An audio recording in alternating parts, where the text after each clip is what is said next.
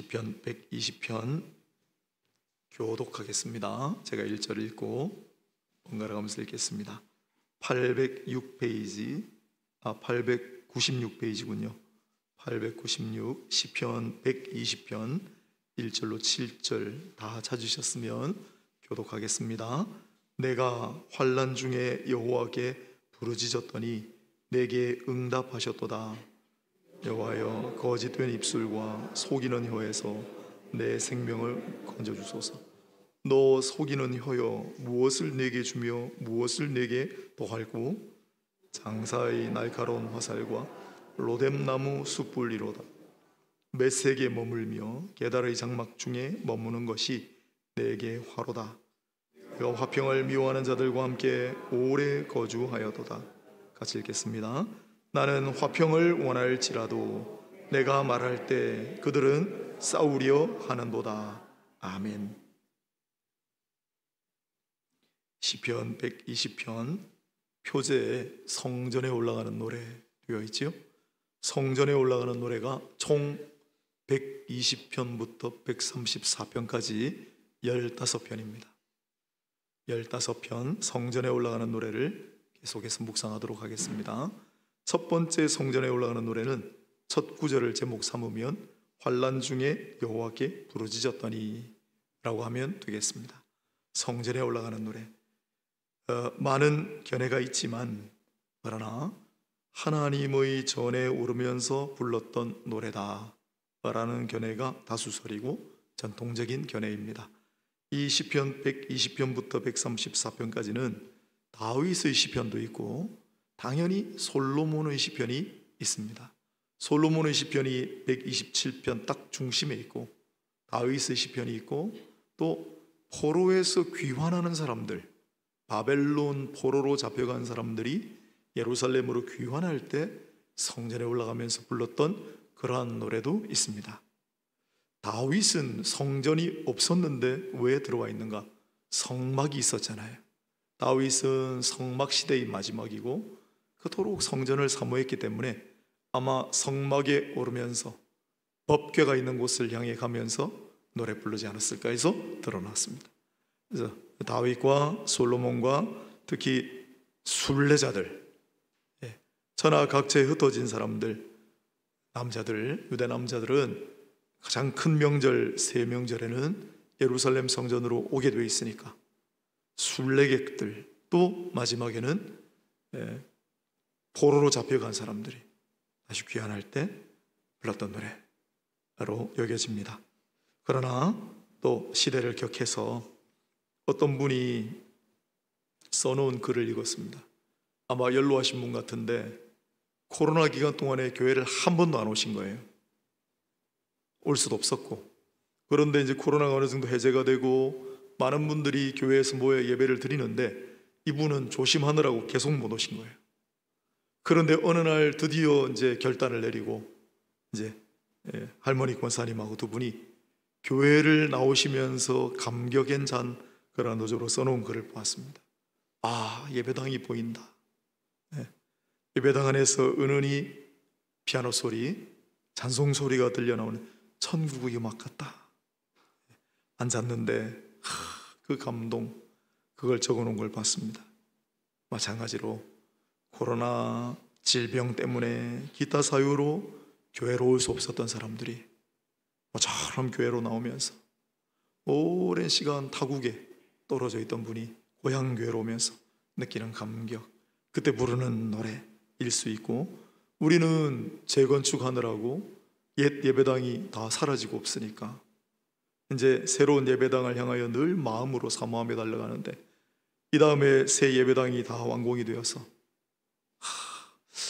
생각해 봤어요. 여러분, 우리 그 새 예배당에 갈 때마다 이제 감동을 받을 거예요. 할렐루야. 그 감동이 얼마나 갈까? 얼마나 갈까요? 오래오래 지속되시기를 바랍니다. 주님이 부르시는 그날까지 이 새 예배당에서 예배드리는 찬양과 예배드리는 그 감동과 감격이 끊이지 않게 되기를 바랍니다. 옛날을 생각하세요. 3년 동안 얼마나 우리 고생했는지, 얼마나 사모했는지, 얼마나 애가 탔는지 잊지 마시고 새 예배당 올라갈 때마다 오늘 또 우리 시편 120편부터 134편까지 시간 나는 대로 이제 묵상할 텐데, 이 말씀들을 늘 마음에 새기고 이들이 얼마나 사모하고 얼마나 간절했으며 얼마나 찬양하고 얼마나 기쁨에 넘쳤고 얼마나 승리의 영광을 하나님 앞에 불렀는지를 기억하시고 똑같이 하십시오. 우리의 찬양, 우리의 말씀이 되기를 소망합니다. 자, 그런데 성전에 올라가는 첫 번째 노래가 의외로 환난 중에 여호와께 부르짖었더니 내게 응답하셨도다. 이게 총 15편으로 되어 있는데 여러 견해가 있습니다. 어떤 분은 5편, 5편, 5편으로 나누어서 앞에 5편은 환난을 주로 다루고 트러블, 중간에 5편은 믿음, 트러스트를 다루고 마지막 5편은 승리, 영광을, 트라이엄프를 다룬다, 이렇게 보는 분도 있고, 이걸 총 5부분으로 나눠서 3개인데 각 3편이 첫 번째는 환난, 두 번째는 기도, 세 번째는 영광송이다, 이런 거죠. 환난, 기도, 영광, 환난, 기도, 영광, 환난, 기도, 영광, 환난, 기도, 영광, 환난, 기도, 영광으로 이루어졌다 라고 보는 학자도 있습니다. 그래서 그런가 하고 봐도 썩 많이 공감되진 않아요. 분명한 것은 성전에 올라가는 15편의 노래 중에 첫 번째는 바로 환난과 관련이 있다, 이런 겁니다. 이곳은 환난이 가득한데 저곳은 기쁨이 있고 영광이 있는 거예요. 우리가 살고 있는 이 현실은 고단한데 저곳에는 위안이 있고 평안이 있는 거예요. 우리가 살고 있는 이곳은 참 빡빡하고 견디기 힘든 그런 수고가 있는데 저기는 안식이 있는 거예요. 쉼이 있는 거예요. 그러니 이곳과 저곳, 이것을 대비하는, 그래서 제일 첫 번째로 환난을 이야기한다고 봅니다. 환난 중에 여호와께 부르짖었더니 내게 응답하셨도다. 이것도 예전에 부르짖었더니 응답하셨다 과거형으로 우리말은 되어 있는데 시제를 표현할 길이 없어서 그래놨습니다. 예전에 내가 부르짖었고 응답하시는도다 라고 해놨어요. 미완료형으로 끝나지 않았습니다. 내가 환난 중에 부르짖으면 여호와께서 응답하신다는 거예요.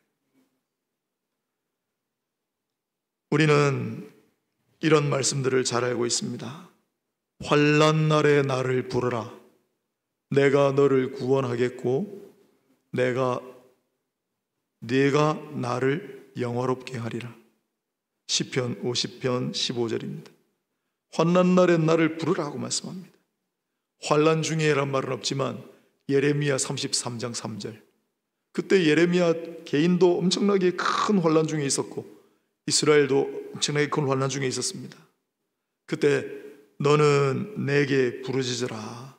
내가 너에게 응답하겠고 내가 알지 못하는 크고 은밀한 일을 너에게 보이리라. 환난 중에 내게 부르짖으라. 환난 날에 나를 찾으라 라고 말씀합니다. 이때 환난 중에 나를 부르라, 단순히 부르라가 아니라 여호와께 부르짖으라. 그래서 이렇게 생각합니다.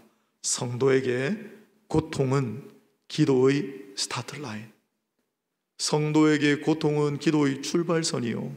물론 기도를 다 하지만 특히 우리가 작정하고 정말 진지한 기도를 할 땐 고통 속에 있을 때예요.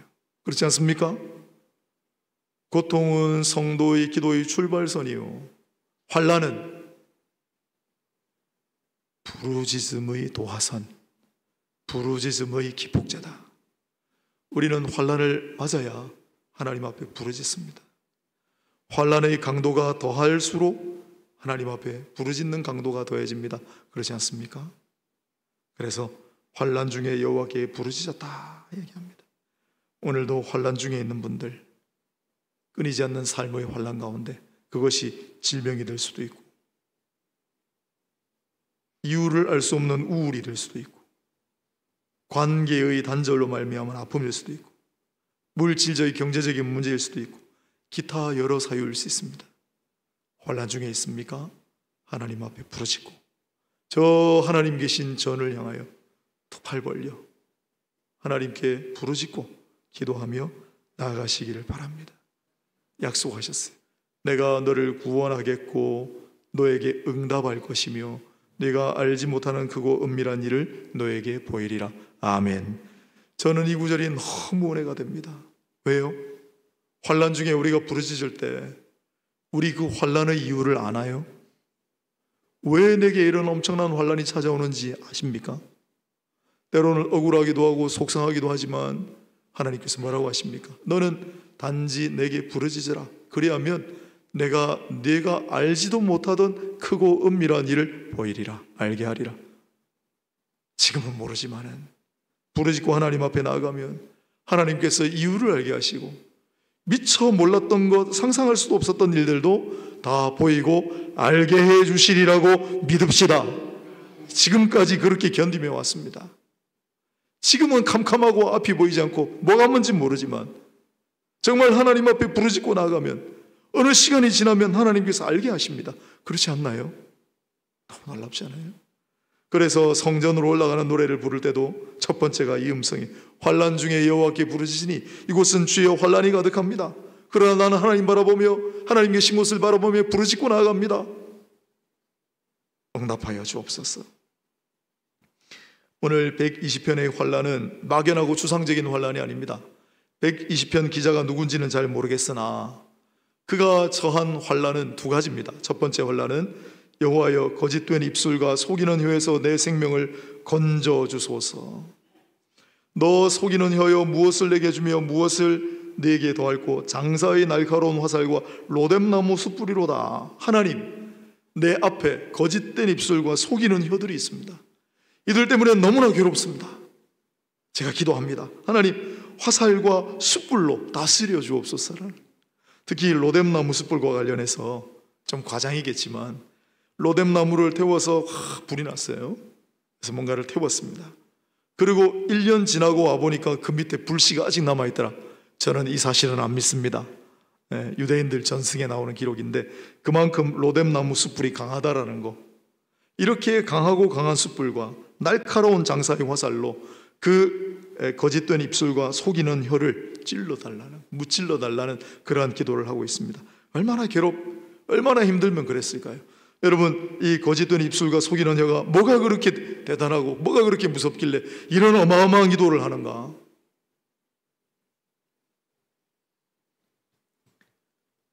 (9월 1일이) 무슨 날인지 잘 모르셨죠? 제가 언급 안 하고 지나갔는데 시대가 좀 그래가지고 오해를 살까봐 9월 1일은 관동 대지진이 일어난 지 100년이 되는 날이었습니다. 9월 2일부터 9월 6일까지 불과 대여섯 5, 6일 사이에 우리 조선 사람들 일본에 가 있던, 그것도 좋아서 갔습니까? 다 끌고 갔잖아요.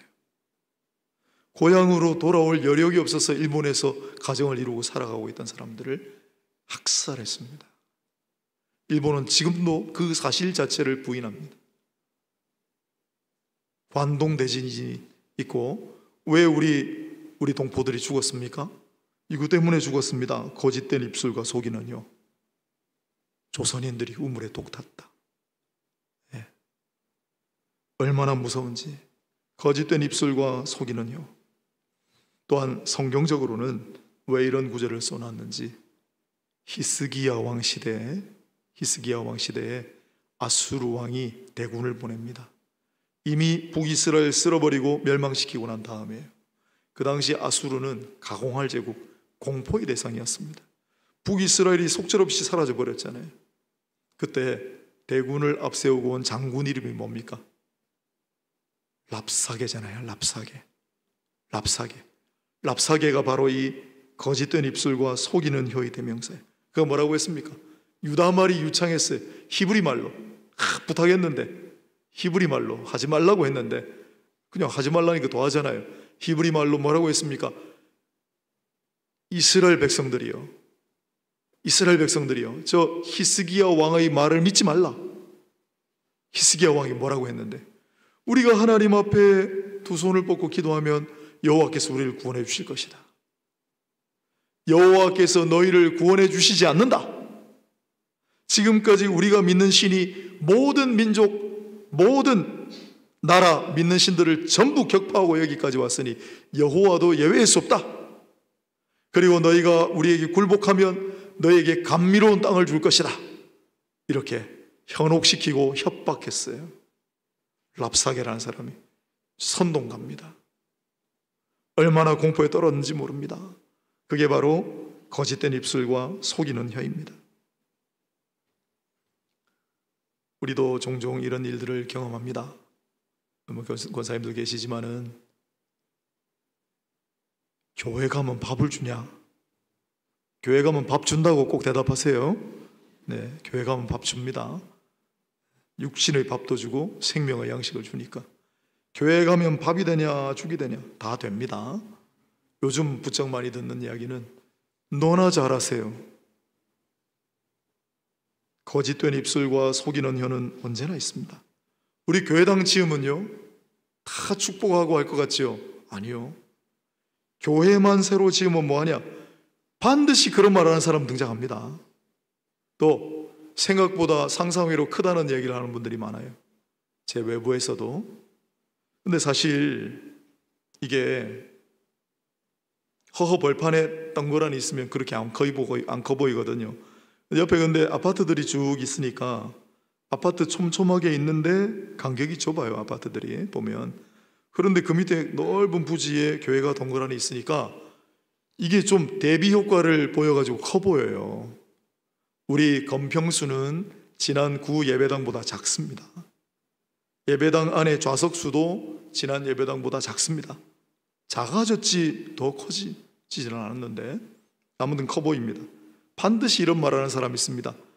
그 돈 들여가지고 이렇게 지을 거면 가난한 사람들 구제나 좀 하지. 우리는 늘 이러한 입술과 혀 속에 휩싸여 삽니다. 가슴 아플 때 있지요. 속상할 때 있지요. 이게 말로 사람을 죽인다고 그럴 때가 있습니다. 속상하고 견디기 어려울 때 이렇게 기도하잖아요. 환난 중에 제일 먼저 기도하는 거예요. 성전에 올라갈 때 제일 먼저 기도하는 거예요. 랍사게가 그렇게 선동을 하고 말도 안 되는 얘기를 할 때 히스기야, 이사야가 받아가지고 뭐라고 했는 줄 아십니까? 이사야가 속이 상해가지고 하나님, 저들이 더 이상 하나님의 이름과 영광에 누를 끼치지 못하도록 역사하여 주옵소서. 예. 성전에 올라갈 때 어쩌면 제일 먼저 이 노래가 등장하는 까닭은 이러저러 하나님에 대해서 이야기하는 사람들, 이러저러 교회에 대해서 이야기하는 사람들, 이러저러 성도들에 대해서 이야기하는 사람들, 하나님, 우리가 하나님의 전으로 올라갑니다. 이 세상 사람들로 하여금 더 이상 하나님의 이름과 하나님의 영광에 누를 끼치자. 저들이 더 이상 모욕하지 않도록 하나님 다스려 주시고 역사하여 주옵소서. 그것 때문에 이 첫 번째 노래가 있는지 모르겠어요. 부디 오늘 이 말씀 잘 새기시고 어떤 말과 어떠한 현혹이 있더라도 흔들리지 말고 헷갈리지 말고 오직 주의 이름, 주의 영광, 주의 말씀 딱 마음에 새기고 흔들리지 마세요. 요동치지 마세요. 헷갈리지 마세요. 오직 똑바로 주를 향하여 앞으로 우리 교회당으로 올라갈 때 이 마음 간직하고 씩씩하게 올라가시는 저와 여러분 되시기를 축복합니다. 또 무슨 환란이 있었냐? 5절입니다. 메세게에 머물며 게다르의 장막 중에 머무는 것이 내게 화로다. 내가 화평을 미워하는 자들과 함께 오래 거주하였도다. 나는 화평을 원할지라도 내가 말할 때 그들은 싸우려 하는도다. 메섹과 게다할이 문제예요. 메섹과 게다르의 장막에 머무는 것이 내게 화로다. 왜요? 그들은 자꾸만 싸우려고 해요. 내가 화평하자고 하는데도 자꾸만 싸우려고만 하는 사람들, 그들 사이에 머물러 있는 것이 내게 화로다. 이 게색과 메섹과 게다르의 장막 이런 곳에서 머물러 있다가 이제 나는 성전으로 가는 거예요. 하나님 너무 기뻐요. 내가 이곳에 이 혼란스러운 이 땅 싸우고자만 하는 이 사람들에서 이제 드디어 벗어나 하나님 계신 곳으로 올라갑니다. 이런 얘기예요. 그러면 메섹과 게달이 도대체 누구냐? 게달은 이스마엘의 후손입니다. 오늘날 아라비아, 사우디아라비아. 메섹은 러시아, 오늘날. 그래서 메섹 자꾸 발음하면 모스크바하고 좀 비슷하다는 걸 아실 거예요. 그래서 이 메섹은 모스크바의 어원이다라고 보는 분들이 엄청 많습니다. 그럴 법하죠. 메섹, 모스크바가 지금 러시아 수도잖아요. 러시아가 우크라이나를 쳐들어가서 우크라이나 전쟁이 벌어졌습니다. 그 전쟁 벌어진 지역이 메섹이에요. 이 메섹은 에스겔 37장입니까? 38절에 로스와 메섹과 두발이 고거의 전쟁을 일으킬 것이다. 마곡 지방에 있는 로스와 메섹과 두발이 선택된 백성들을 향하여 전쟁을 일으키는 마지막 전쟁에 나오는 그러한 족속입니다. 그래서 러시아가 우크라이나를 쳐들어갔을 때, 그 전쟁이 벌어졌을 때, 에스겔에 예언된 그 마지막 전쟁이 시작되는 거 아니야? 하고 두려워했던 분들이 많이 있습니다. 그렇지는 않은 것 같아요. 이 메섹은 그래서 오늘날 러시아, 게달은 아라비아, 너무나 떨어진 지역이에요. 그러면 이 시편 기자가 메섹에도 살았고 게달에도 살았는가? 그건 아니고 영적인 비유 같아요. 이 호전적인 민족, 도무지 화평을 원하지 않고 싸우려고만 하는, 그리고 몇 가지를 상징한다고 생각합니다. 왜냐하면 에스겔서에 나오는 그 마지막 전쟁은 굉장히 영적인 비유이기 때문에 요한계시록도 마찬가지고요, 영적인 이야기들이라 그렇습니다. 뭘 상징하는 것인가? 메섹과 게달, 첫 번째, 고린도후서 6장에 이런 말씀이 있습니다. 의와 불법이 빛과 어둠이 어찌 사귀겠으며 그리스도와 벨리알이 어찌 상관하겠느냐? 믿는 자와 믿지 아니하는 자가 어떻게 사귀겠느냐는 거예요. 그리스도와 벨리알이 어찌 사귀겠는가? 빛과 어둠이 어찌 사귀겠는가? 즉 빛의 자녀가 이 어둠 세상 속에 살아가니까 힘들었던 거예요. 그걸 상징한다고 봅니다. 두 번째, 우리 안에 있는, 땅에 있는 지체를 죽이라. 음란과 부정과 사욕과 악한 정욕과 탐심이라. 탐심은 곧 우상숭배니라. 골로새서 3장에 나오는 메섹과 그리고 이 게달은 우리 안에 있는 그러한 요소들, 정욕, 쾌락, 탐욕, 그런 걸 상징할 수 있다는 거예요.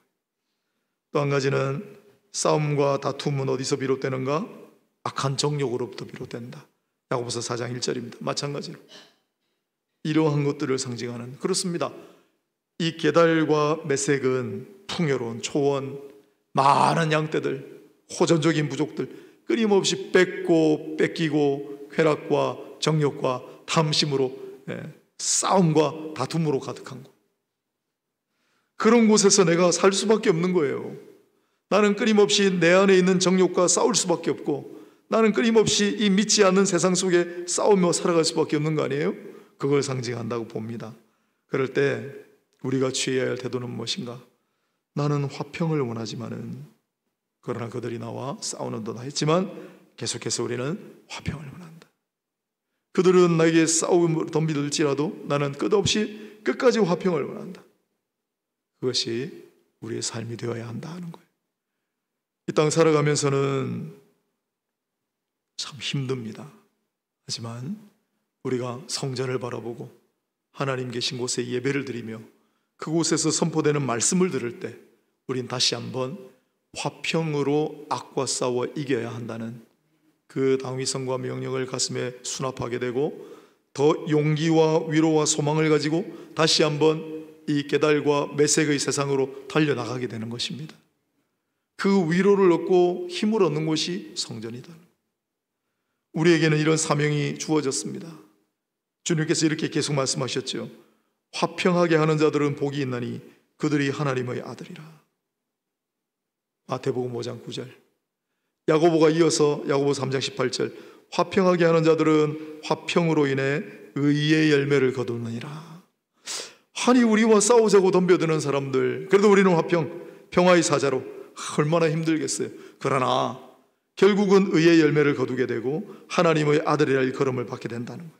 왜 그렇습니까? 우리 예수 믿는 사람들이라.